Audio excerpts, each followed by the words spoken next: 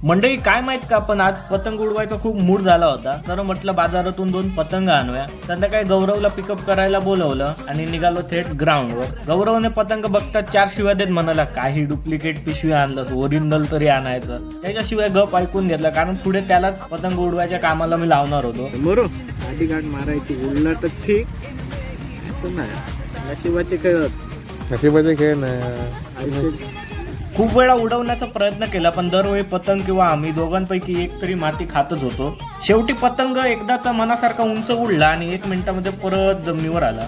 मी म्हटलं गौरवला काढ गाडी आणि चल जोरात. ही पण स्ट्रॅटेजी थोडी कामाला आली, पण तो पतंग परत मातीमध्ये लोळूक लागलो. परत एकदा उडूचा ट्राय केला, पण मेल्या पतंगात त्या माती गावची सवयच लागली. पतंग उडणार नाही म्हटल्यावर बाकीचे मित्र संतापले आणि रागाच्या भरात बिचारा त्या पतंगाची मर्डरच करून टाकले. आणि त्याचं एक पाय इकडे तर दुसरा हात तिकडे अशी त्या पतंगाची अवस्था केली. त्याचं शरीर गोळा केलं आणि बाजू आग पेटवत होती थळत त्याचं अंत्यसंस्कार केलंय आणि आम्ही निघालो मॅगी खाऊ. थोडी गाडी बघलं यातला म्हणजे सगळा हवा आहे, यातला पण हवा आहे, यातला तरी थोडा.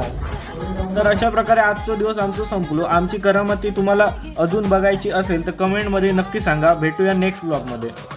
Subscribe for more content.